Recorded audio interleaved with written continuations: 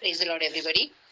இன்னைக்கு வந்துட்டு கர்த்தருடைய வசனம் எதை பத்தி நம்ம படிக்க போறோம் அப்படின்னா, நம்ம பண்ணிக்கிட்டு இருக்க வேலை, நம்ம பண்ணிக்கிட்டு இருக்க ஊழியம், கர்த்தர் கொடுத்ததை நம்ம பண்ணிட்டு இருக்கோமா, இல்ல நமக்கு இஷ்டமானதை பண்ணிட்டு இருக்கோமா?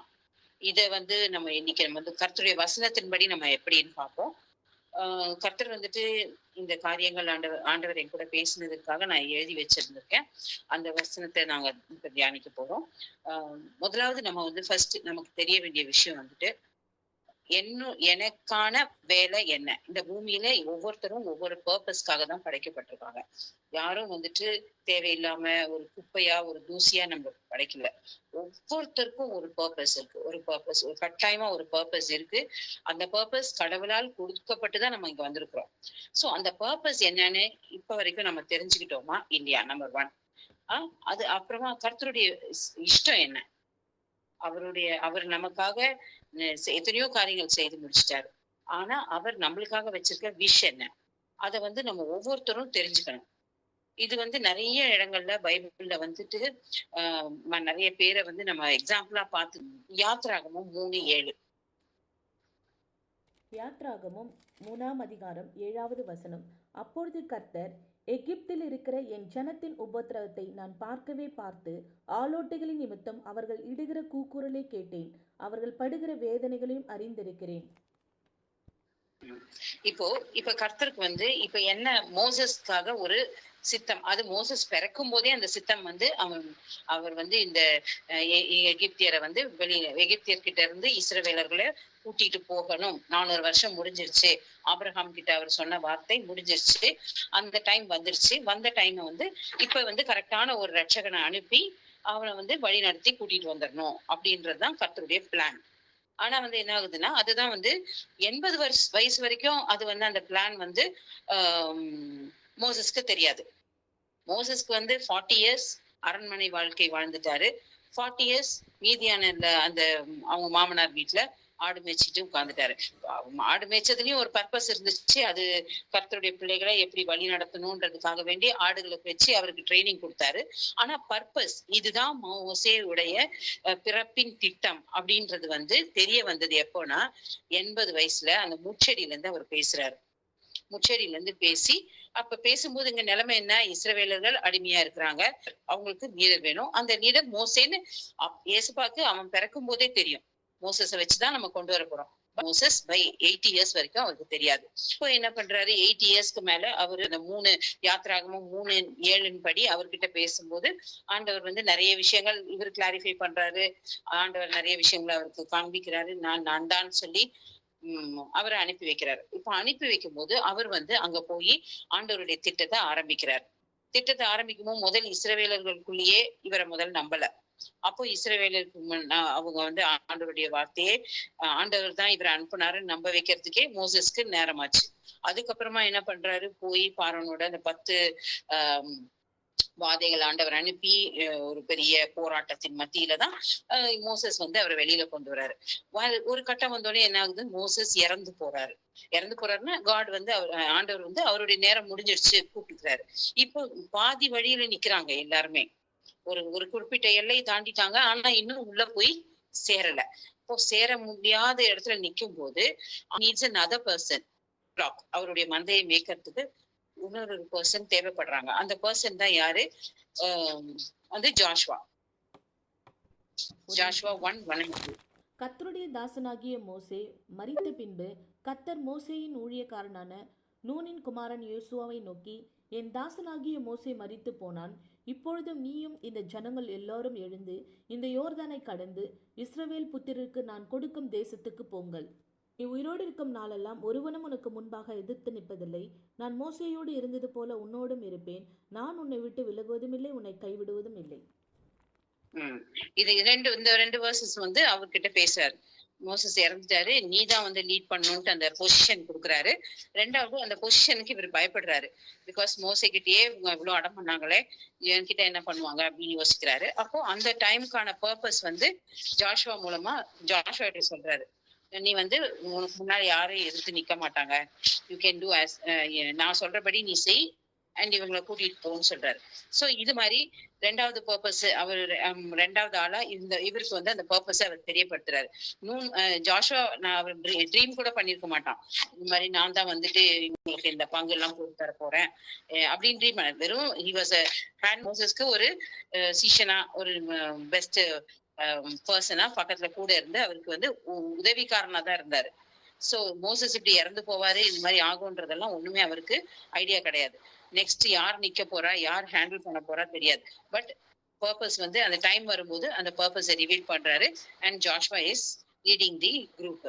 இது மாதிரி வந்துட்டு பாத்தீங்கன்னா நிறைய பேருக்கு வந்து இது மாதிரி நடந்திருக்கு. ஒன்றே நேரங்கள்ல யாருக்கு எது தேவை, எந்த யாரை வச்சு என்ன ஒர்க் பண்ணணும் அப்படின்றதுதான் இது பண்றாரு. இப்போ வாட் இஸ் த பர்பஸ்? அப்ப ஒவ்வொருத்தர் மேலேயும் விழுந்த பர்பஸ் வந்து ஆஸ் பர் எபேசியர் 2:10. நற்கிரியைகளை செய்கிறதற்கு நாம் கிறிஸ்து இயேசுவுக்குள் சிருஷ்டிக்கப்பட்டு தேவனுடைய செய்கையா இருக்கிறோம். அவைகளை நாம் நடக்கும்படி அவர் முன்னதாக அவைகளுக்கு ஆயத்தம் பண்ணி இருக்கிறார். நம்மளுடைய பர்பஸ் என்னன்றதை முன்னாடியே அவர் ஆயத்தம் பண்ணி இருக்கிறாரு. அண்ட் நம்ம வந்து we are his handmaids, அவர் ஒர்க்மேன்ஷிப்பா இருக்கிறோம். அவருடைய ஒர்க் என்ன செய்யணுமோ, அவருக்கு என்ன நம்ம செய்யணும்னு சித்தமா இருக்கிறாரோ அதுக்கான காரியங்கள் எல்லாம் ஆயத்தப்படுத்தி இருக்கிறோம். நம்ம செய்ய வேண்டியது ஒண்ணே ஒண்ணு, அவருடைய விஷ் என்னன்னு தெரிஞ்சுக்கிட்டு நம்ம வந்து we have to go accordingly. அவ்வளவுதான். இப்ப வந்து இப்ப சாம்சன் எடுத்துக்கிட்டேன்னு வச்சுக்கோங்க. as per Judges 13:5 சாம்சனுக்கு வந்து அவங்க அம்மா கிட்ட சொல்றாரு, இந்த உன்னுடைய மகனை வச்சு, உனக்கு பிறக்க போற குழந்தைய வச்சு இந்த இஸ்ரவேலர்களை நான் வந்து எகிப்தியர்ல இது பண்ணுவேன் அப்படின்னு சொல்லிட்டு சொல்றாரு. அப்போ ஜட்ஜஸ் 13:5 பாத்தீங்கன்னா அவங்க அம்மா கிட்ட வந்து சொல்றாரு, அவன் தலையில சவரங்கத்தி படக்கூடாது, அவன் திராட்சை ரசம் ஆகிலும் திராட்சை பழ வகைகள் எதுவுமே சாப்பிடக்கூடாது. சோ இந்த மாதிரி ஒரு லிஸ்ட் ஆஃப் அவருக்கு கண்டிஷன்ஸ் கொடுக்குறாங்க, நசரேனா இருக்கணும் அப்படின்ட்டு. பட் அவன் அந்த பர்பஸை விட்டு விலகி போயிடுறான். அந்த பர்பஸ் அவன் மறந்துடுறான். he just totally forgets everything. அதனால என்ன பண்றான், அவன் பெரியாள் மடியில போய் விழுந்துடுறான்.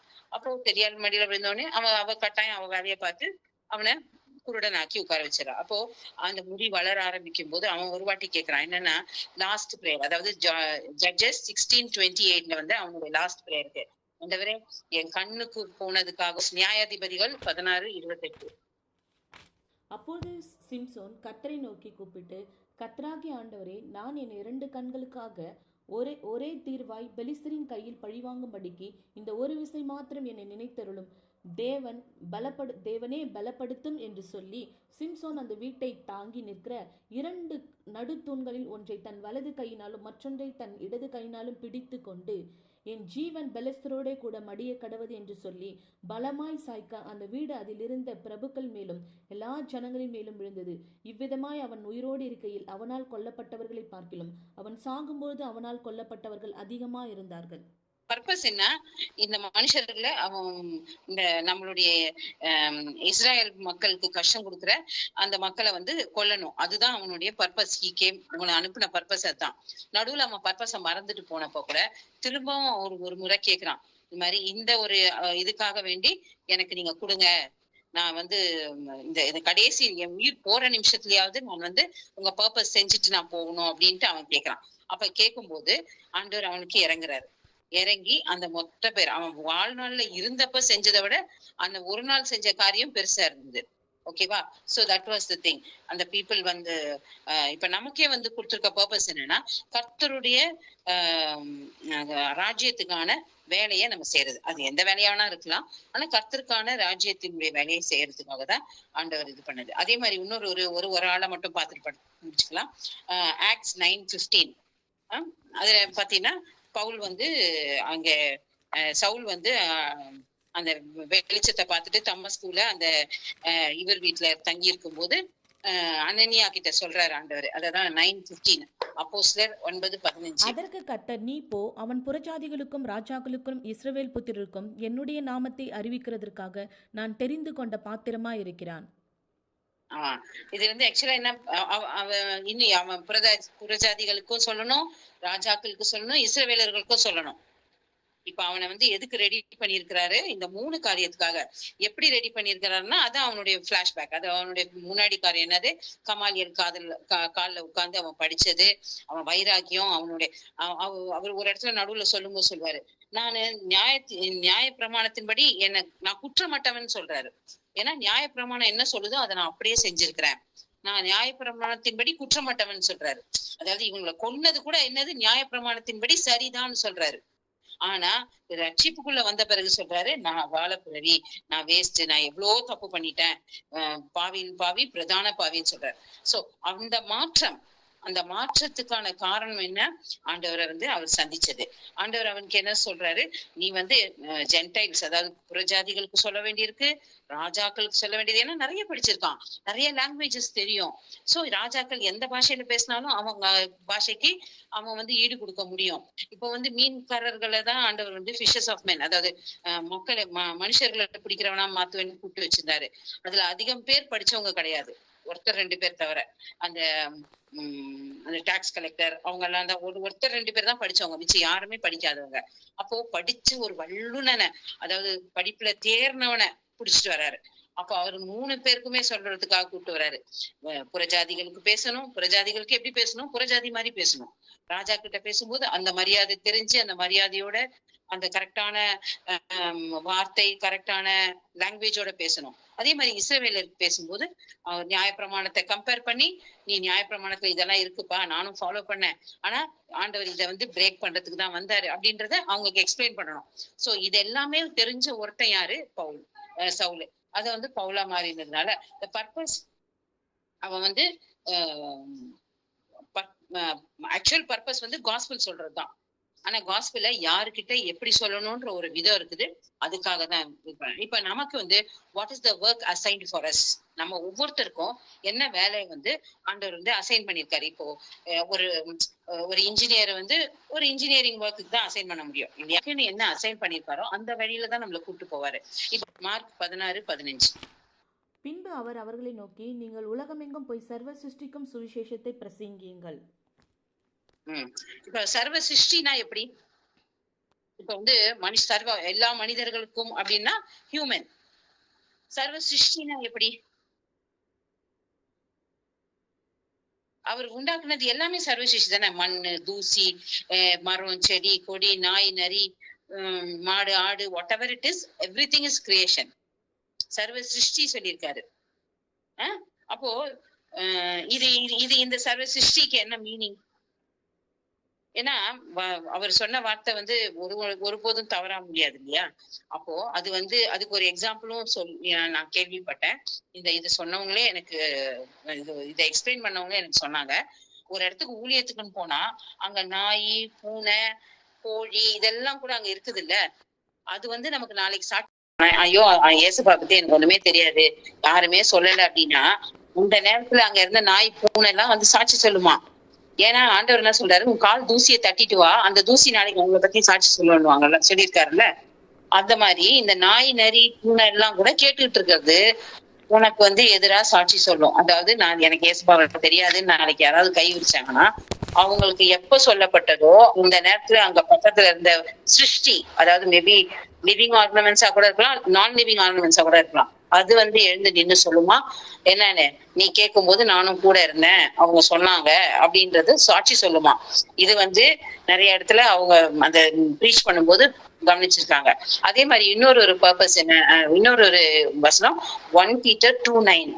நீங்களோ உங்களை அந்தகாரத்தினின்று தம்முடைய ஆச்சரியமான ஒளியினிடத்துக்கு வரவழைத்தவருடைய புண்ணியங்களை அறிவிக்கும்படிக்கு தெரிந்து கொள்ளப்பட்ட சந்ததியாயும், ராஜரீகமான ஆசாரிய கூட்டமாயும், பரிசுத்த ஜாதியாயும், அவருக்கு சொந்தமான ஜனமாயும் இருக்கிறீர்கள். கிளைம் பண்ணி சொல்ல போறோம்னா, ஃபர்ஸ்ட் ஒன் என்ன சொல்றாரு, நம்ம புண்ணியங்களை அறிவிக்கும்படி, உங்களை அந்தகாரத்திலிருந்து தம்முடைய ஆச்சரியமான ஒளியினிடத்துக்கு வரவழைத்தவருடைய புண்ணியங்களை அறிவிக்கும்படி தெரிந்து கொள்ளப்பட்ட சந்ததியாயும். நம்பர் 1 தெரிந்து கொள்ளப்பட்ட சந்ததி யாரு? நாம. அவருக்கான அவர் நம்மள தெரிஞ்சு கொண்டாரு, அதனாலதான் நம்ம ரட்சிக்கப்பட்டிருக்கோம். நம்பர் 2 ராஜரீகமான ஆசாரிய கூட்டமாயும். ஆசாரிய கூட்டம்னா அது அவருக்கான பிரீஸ்ட்ஹுட், அவருக்கான வேலைகளை செய்யறவங்க தான் பிரீஸ்ட், அந்த ஆசாரியர்கள். 3வது பரிசுத்த ஜாதியாயும், நம்மள பரிசுத்த ஜாதியாய் அவர் நியமிச்சிருக்காரு. அவருடைய 4வது அவருக்கு சொந்த ஜனமாயும் இருப்பீர்கள். இந்த 4 குவாலிட்டிஸ் நம்மளுக்கு கொடுத்து சொல்றாரு. இதுதான் உன்னுடைய பவர். நீ யார் இதெல்லாம் சொல்றதுக்கு அப்படின்னு கேட்பாங்கல்ல. அப்போ சொல்லும்போது இந்த 4 நம்மளுடைய குவாலிட்டிஸ். நான் வந்து அவருக்கு ராஜரீகமான ஆசாரிய கூட்டம், அவருக்கு சொந்த ஜனம், அவருக்கான பரிசுத்தமான கூட்டம் நான் தான். சோ என்ன அவர் அனுப்பியிருக்காரு இந்த வேலையை செய்யறதுக்கு. சோ இந்த வேலை என்ன? ஆண்டவருடைய காஸ்பிள அறிவிக்கிறது. காஸ்பிள அறிவிக்கிறதுக்கு எத்தனையோ வழிகள் உண்டு. இப்ப இன்னும் அது ரொம்ப ஷார்ட் ஆயிடுச்சு. இப்ப வந்து உலகத்துக்கே காஸ்பிள் வந்து ஒரு மொபைல் போன் இருந்தா முடிஞ்சிச்சு. ஆனா அதுலயும் நம்ம வந்து நம்மளுடைய பரிசுத்தத்தை காத்துக்கொண்டு நம்ம வந்து அந்த வேலைக்கான காரியமா நம்ம இறங்கணும். ஜெபம் பண்றது ஊழியம் தான், இல்ல. அதுக்கப்புறமா நம்ம வந்து அடுத்தவங்களை பார்க்கும்போது, ஒருத்தரை நம்ம சந்திக்கும் போது அவங்களுக்கு கொடுக்குற வார்த்தைகள் நம்ம ஊழியம் தான். நமக்கு கொடுக்கப்பட்ட லாங்குவேஜே ஒரு ஊழியம் தான். ஏன்னா ஒரு 2 லாங்குவேஜ் தெரிஞ்சிருந்தா 2 பேர்கிட்ட நம்ம டிஃப்ரெண்ட் லாங்குவேஜஸ்ல பேசலாம். ஒரு ஹிந்தி, தமிழ், தெலுங்கு இருக்குன்னா தெலுங்குக்காரங்க எதுல வர்றாங்களோ அவங்களுக்கு நம்மளால முடிஞ்ச லாங்குவேஜ், நமக்கு தெரிஞ்ச லாங்குவேஜ்ல நம்ம அவங்க கூட பேசலாம். சோ இது எல்லாமே நம்ம எதுக்காக கொடுக்கப்பட்டிருக்குது அப்படின்னு பாத்தீங்கன்னா, நம்மளுக்கு வந்து நம்ம அவருடைய ஊழியத்தை செய்யும்படியாய் நமக்கு கொடுக்கப்பட்டிருக்க டேலண்ட்ஸ், நமக்கு கொடுக்கப்பட்டிருக்க விஷயம். ஒருத்தர் வேலையில இருக்காங்க, என்னால வேலையை விட்டுட்டு வந்து ஊழியம் செய்ய முடியாது அப்படின்னா, உன் வேலையில உன் பக்கத்துல உட்கார்ந்துருக்க சேர் தான், உன் பக்கத்துல சேர்ல உட்கார்ந்து இருக்கவனுக்கு தான் நீ ஊழியக்காரன். நீ அவனுக்கு நீ கடனாளி. நீ அவனுக்கு வந்து ஆண்டவரை பத்தி சொல்லி ஆண்டவருக்குள்ள நீ கொண்டு வர வேண்டியதுக்கு தான் நீ அந்த சீட்ல உன்னை உட்கார வச்சிருக்காரு. சோ ஒவ்வொருத்தருடைய பர்பஸ் என்னன்றத நம்ம அவங்க புரிஞ்சுக்க வேண்டியதுக்காக மட்டும்தான். இப்ப நம்ம ஆண்டவர்கிட்ட நம்ம வந்து பயபக்தியோட ஆண்டவர்கிட்ட நம்ம ஜெபம் பண்றோம். அப்ப நம்மளையும் கேட்டுக்கணும், ஆண்டவரே இது மட்டும் தான் எனக்கு ஊழியமா? வேற என்ன ஊழியம் நான் செய்யணும் நீ சித்தமா இருக்கிறீர்? நீ சித்தமா இருக்கிற ஊழியத்தை நீங்க சொல்லுங்க, நாங்க செய்ய ஆயத்தப்படுறோம் அப்படின்னு சொல்லி ஆண்டவர்கிட்ட நம்ம கேட்கும் போது ஆண்டவர் அவருடைய பர்பஸ நம்மளுக்கு காட்டுவாரு. நம்ம இந்த ஊழியத்தை எக்ஸ்பேண்ட் பண்றதானாலும் சரி, இல்ல ஊழியம் இன்னொரு ஊழியத்தை சேர்த்துக்கோன்னு சொல்லும்போது அந்த காரியங்களை நம்ம சேர்த்து நடத்தினாலும் சரி, இண்டிவிஜுவலா செய்யணும்னாலும் சரி, குரூப்பா செய்யணும்னாலும் சரி, எல்லாத்துக்கும் நம்ம அவர்கிட்ட கேட்டு நம்ம செய்யும் போது கர்த்தர் அதோடைய பர்பஸ வந்து நமக்கு தெரியப்படுத்தி நம்மள ஊழியத்துல நடத்துவார். இது அநேகருக்கு உபயோகமா இருந்திருக்கும் நான் நம்புறேன். கர்த்தர் இந்த வார்த்தைகளை ஆசீர்வதிப்பாராக. ஆமென்.